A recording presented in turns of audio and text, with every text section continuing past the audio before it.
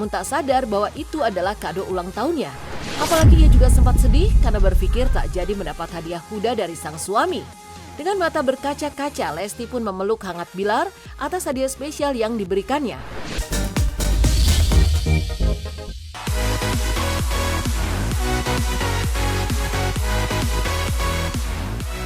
Pemirsa Silet RCTI, sukacita penuh rasa syukur dirasakan oleh pedangdut kenamaan tanah air Lesti Kejora. Ya, pada 5 Agustus 2023 lalu, ia baru saja beranjak usia yang ke-24 tahun. Di momen tersebut sebagai suami, Rizky Bilar pun memberikan bertubi-tubi kejutan dan yang paling spesial, yakni kado berupa seekor kuda. Hal tersebut lantaran Lesti belakangan memang tengah menekuni olahraga yang digemari banyak selebriti tanah air tersebut. Bilar pun kemudian mengundang teman-temannya ke tempat berkuda untuk menyiapkan kejutan untuk sang istri tercinta. Dibalut bak sebuah games, Lesti diminta untuk mencari petunjuk yang tersimpan di antara suami dan teman-temannya tersebut. Maka seperti inilah pemirsa Silet RCTI, momen penuh sukacita saat Bilar memberikan kejutan ulang tahun untuk Lesti Kejora. Buka lagi. Buka lagi. Wow. Bilar kan, di situ kan gue bilang kalau hadiah yang udah sempat gue reveal ke dia di acara MNC itu batal jadi. Oke guys, gue happy banget. Gue yang bukan gue dapat hadiah, tapi gue yang ngerasa happy karena hari ini gue dibantu sama teman-teman tersayang. Kok kemarin nggak dateng? Sombong. Mas, ya makasih ya. Doain kami langgeng terus ya. Selamat ya. Makasih ya. Tadi dia malah disuruh nyobain kuda riding school baru si apa ya? Itu siapa? Sama Pak. Bagus tapi kudanya sih. Buka. Papa, abang udah bisa belajar nulis papa ya. Papa, Una, Jali kantong. apa encis? Clue di kantong. Udah kayak main games ya, cari clue. Suster, kamu ngambil apa? Ngambil sesuatu kamu sus ya? No! Bang Suster, udah ngomongin duit ya tadi sama Agin. Coba. Ini susnya. Ayo geledah ada apa sus? Oh, clue juga kirain ada apa? Cari cari map coklat di tas hitam. Yang ngerencanain yang kakak lah mereka. Oh, mereka. Jadi anak-anaknya juga happy. KL sekarang apa aja sih?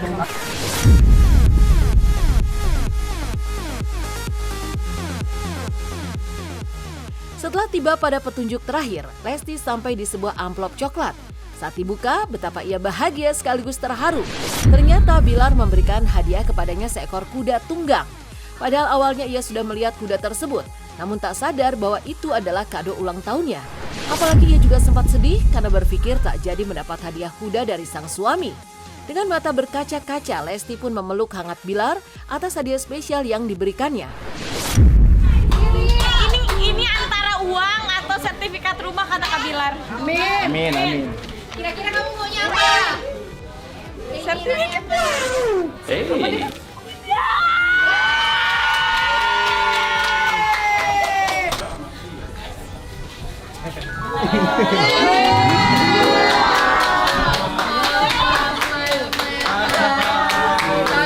Toyong. Dede, gimana sekarang kudanya? Bagus bayi. Abi, emang kudanya Mana sih? mana? Abi, tadi udah Dede naikin. Udah Dede naikin. Halo, kita lihat kuda loh. Iya, dapat kuda Ibu Ketum. Senang, Bu? Seneng banget, maksudnya ya nggak nyangka, sebenarnya romantis. Iya, nggak tahu juga. Tiba-tiba dikasih ya. Dede pikir maksudnya tadi cuman isengin Dede doang, tapi ternyata tadi sampai diliatin sertifikatnya, tipe kudanya apa, warnanya apa.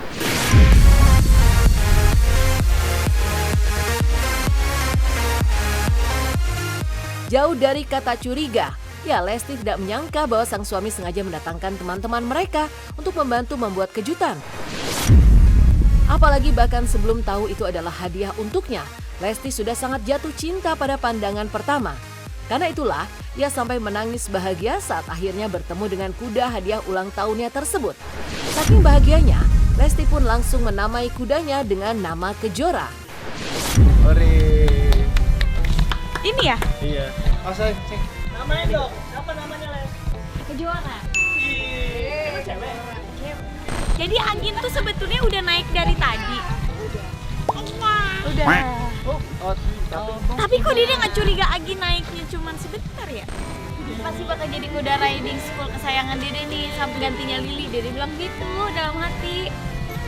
Alhamdulillah, seneng banget. Gak nyangka juga. Terus kayak tumben-tumbenan aku tuh kayak lempeng aja gitu, nggak ngerasa ada apa-apa. Nama kudanya Kejora. Iya. Karena kalau beli gudeg ngambil ke Jogja. Kan itu benda juga, benda hidup.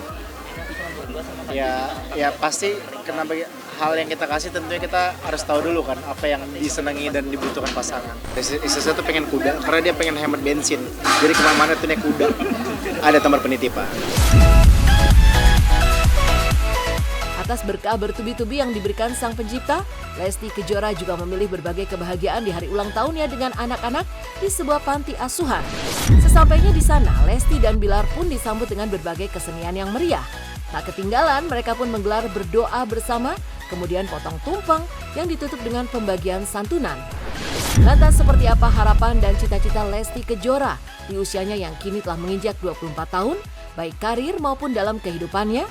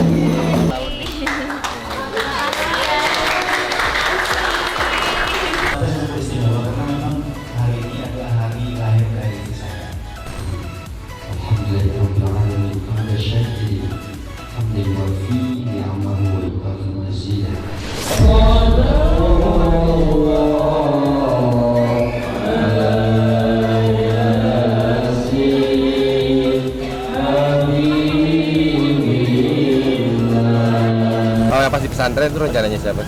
Saya. Iya. Untuk namanya juga Kejora dipanggil ada di gimana? Hah? Ke panti asuhan. Iya. Pesan kemarin karena kita ingin memberikan sesuatu yang baru lah untuk istri. Kalau birthday party itu kan ada hal lumrah gitu. Sehat, panjang umur. Jadi apa ya? Mudah-mudahan bisa jadi orang yang lebih baik. Dia pengen punya album tapi sekarang insya Allah lagi proses, doain aja. Sehat aja sih, keluarga nggak ada yang ganggu, terus tentram dan dimudahkan segala urusan aja. Doain aja, insya Allah semua rencananya yang dibikin sama kakak terutama berjalan dengan lancar, kakaknya juga sehat biar bisa support apa yang aku harapkan, apa yang aku mau, khususnya di industri ini ya.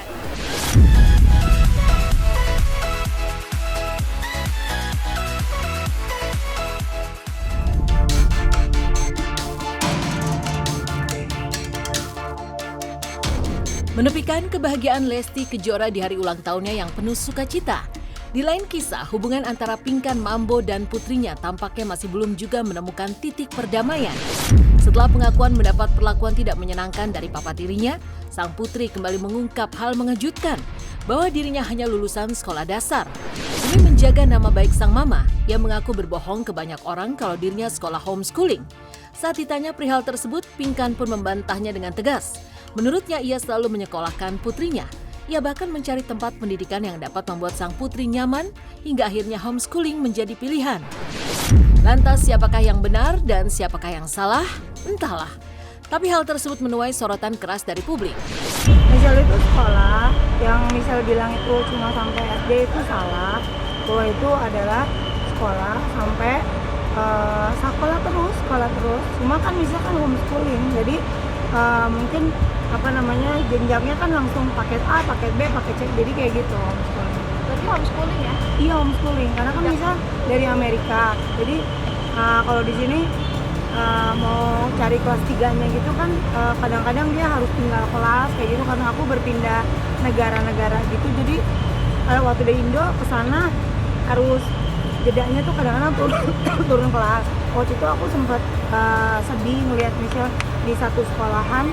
Nah, sekolahan itu kayak kurang enak gitu, anak aku sedih gitu. Jadi aku keluarin dari sekolah itu, pindahin ke sekolah lainnya. Jadi aku terlalu suka baperan kalau misalnya anakku dalam keadaan sedih gitu. Aku kadang-kadang suka aku pindahin sekolahnya gitu karena aku nggak mau anakku sedih gitu. Jadi aku kasih sekolah yang bikin dia happy. Ya semua kan ada yang kita bisa ceritain di publik, ada yang nggak bisa kita ceritain di publik. Jadi juga ini kan tolonglah dibatasi, jangan sampai semua muanya harus tahu gitu. Jadi intinya anak saya itu di dalam sekolah, di dalam sekolahan.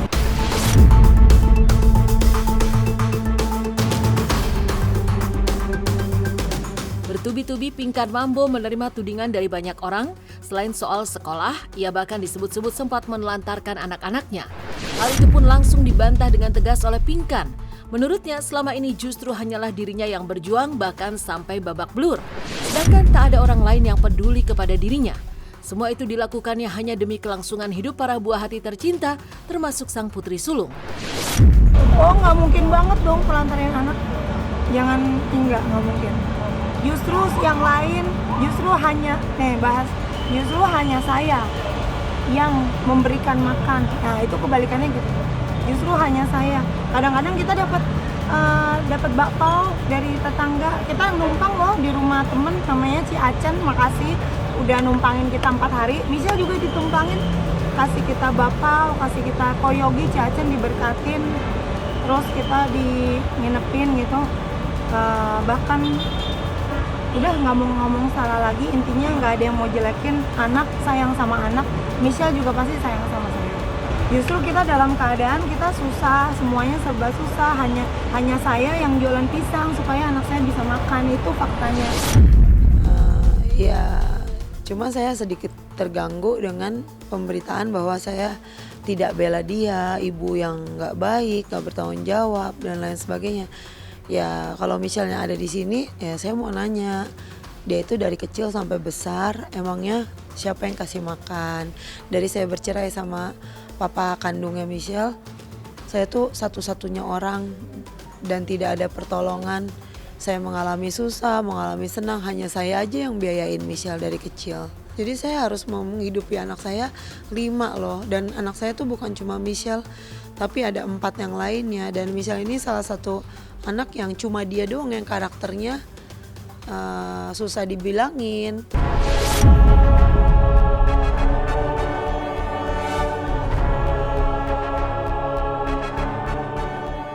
Yang lebih mengejutkannya lagi pemirsa, silet RCTI. Oleh sang putri, Pinkan pun dituding tidak membela dirinya saat bermasalah dengan sang papa tiri. Menurut sang putri, maminya justru berkumpul bersama pengacara-pengacara suaminya kala itu. Bahkan memberikan pembelaan kepada si pelaku. Lagi-lagi Pinkan pun membantahnya dengan tegas. Sebagai ibu, ia justru membela mati-matian sang putri. Hingga akhirnya suaminya dijebloskan ke penjara. Di situ berdiri, datang ke pengadilan juga. Sebagai saksi? Sebagai saksi. Oke, dia membela kamu di situ? Di situ aku posisinya nggak tahu apa yang mami omongin di dalam pengadilan karena kita kepisah. Jadi bergiliran. Nah sampai udah selesai urusin pengadilan, kita semua pada pulang. Aku pengen tahu omongan mami itu dalam pengadilan tuh apa. Jadi aku telepon mami, aku video call dan tanya, mami di pengadilan belain siapa? Dia bilang, dia ngebelain suaminya. Saya serba kasihan, saya serba saya, jadinya serba saya. Jangan bunuh karakter saya teman-teman. Ya ini yang masalah nih, dengan siapa permasalahannya, bukan ke Pinkan Mambo. Ini nggak ada urusannya sama Pinkan Mambo. Pinkan Mambo ini justru yang membuat BAP sehingga suami saya sudah ditahan. Yaitu saya bisa dibuka aja, tanya ke Tangerang BAP-nya. Intinya saya tidak ada mendukung. Saya pastinya sangat mendukung anak saya. Saya bela Michelle loh di pengadilan. Bela Michelle, masa ya saya keluar bela Michelle di jalanan. Halo, saya bela Michelle. Ya saya udah pastinya bela anak saya. Maksudnya di pengadilan ya saya udah serahin kepada negara dong tentang bukti yang saya tahu. Dan juga ada tambahan cerita juga, ada cerita di dalam cerita yang saya nggak bisa sebut gitu. Nah itu saya kronologi segala macam yang saya lihat, semua itu sudah saya taruh ke pengadilan.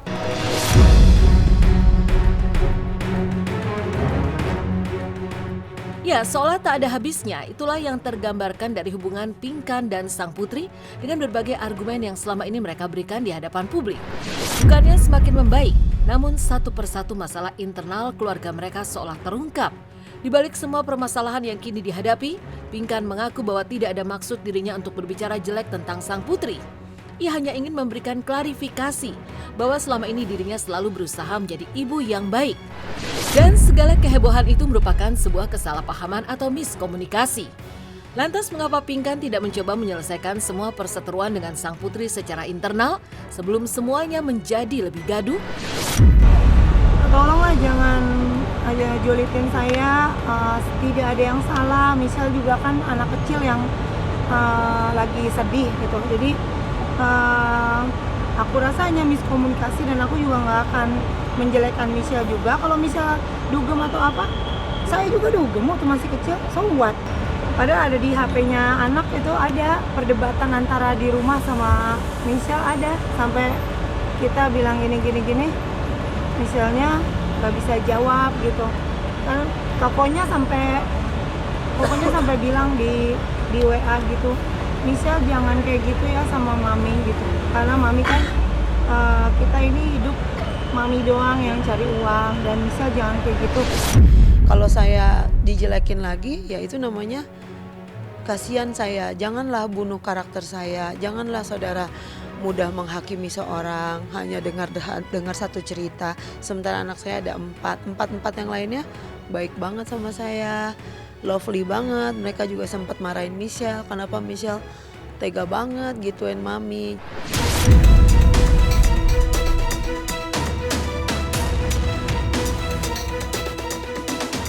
Menepikan kebahagiaan Lesti Kejora di hari ulang tahunnya yang penuh sukacita, hingga curahan hati Pinkan Mambo atas tudingan-tudingan yang dilayangkan oleh putrinya sendiri. Selanjutnya, simak kisah pengalaman di luar nalar aktris cantik Syifa Haju.